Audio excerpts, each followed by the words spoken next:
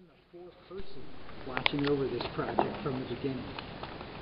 Right. And she keeps a thick digest here that chronicles every section of every window and what is completed through what stages. Each one of these is a different step in the process that we chronicle and keep track of, so we know what's done and what's not, and how good a job we are at keeping up with your deadline.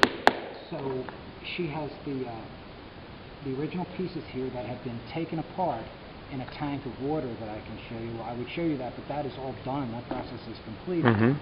But because the lead has, not only was the lead toxic in those days, but even the putty, just like old paint, had lead in it. They put lead in everything because it made things last longer. So when we take these apart, in order to protect ourselves from that lead content, we will disassemble these in a tank of water.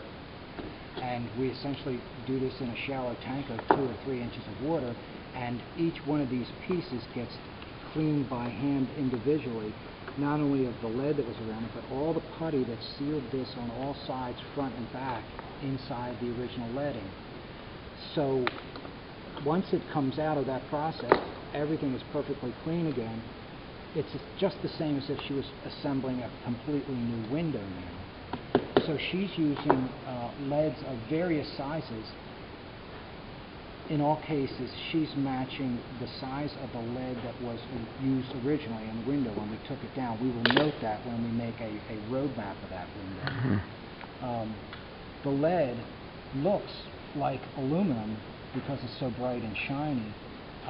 This is the same material that tarnishes that you've seen in the windows we restored, as well as old windows you've always seen. And just the exposure to air will tarnish this and make it turn a pewter color. We hasten that process a great deal when we cement this. When this is done, we're going to take putty and force it underneath all sides of this lead, front and back, and that would stiffen the window and waterproof it. Of course, now all your windows are going to have a layer of glazing on the outside. But that putty process gives the windows a lot more of a flexible strength for many years to come. Mm-hmm. But in your new windows, they're not going to function as vents anymore. Right. So rather than make the frame more complicated and more expensive, what we did was we took these two sections and we're going to join them together to make one larger section, just like all the sections that stack above it. Mm-hmm. And there'll be a neater, less expensive frame at the end. So that's what she's doing right now. She's got the head of one of these figures.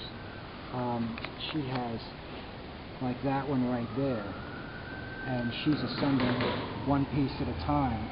You'll notice that she's got these horseshoe nails, which are the same nails you would shoe a horse with. And we use these because they're not hardened the way many nails are hardened. In that way, if we put them right up against the glass, they won't break the glass, won't chip the glass. But with only 10 fingers, you can't hold hundreds of pieces of glass together. So she's got 10 fingers, and beyond that, the nails will hold things together for her.